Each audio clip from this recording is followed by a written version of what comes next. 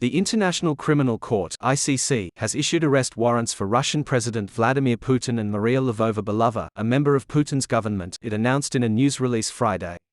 Lvova-Belova is the official at the center of the alleged scheme to forcibly deport thousands of Ukrainian children to Russia. The ICC said both Putin and Lvova-Belova are allegedly responsible for the war crime of unlawful deportation of population children and that of unlawful transfer of population children from occupied areas of Ukraine to the Russian Federation. The news comes just days after several U.S. news outlets reported that court was planning to open 2 war crimes cases tied to the Russian invasion of Ukraine and issue arrest warrants against several people.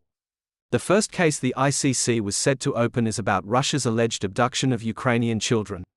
The second is on Russia's, unrelentingly, targeting civilian infrastructure, including water supplies and gas tanks, according to the New York Times. Some key background: according to the US and several European governments, Putin's administration has carried out a scheme to forcibly deport thousands of Ukrainian children to Russia, often to a network of dozens of camps, where the minors undergo political re-education.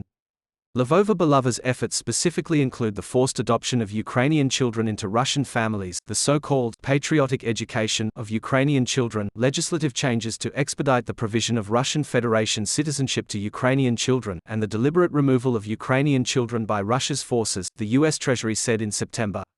Her government title is Commissioner for Children's Rights in the Office of the Russian President. The ICC statement Friday said there are reasonable grounds to believe that Mr. Putin bears individual criminal responsibility for the aforementioned crimes, both for having committed the acts directly or through others in his command, and for his failure to exercise control properly over civilian and military subordinates. Russia has characterized reports of forcible relocation as absurd and said it does its best to keep minors with their families.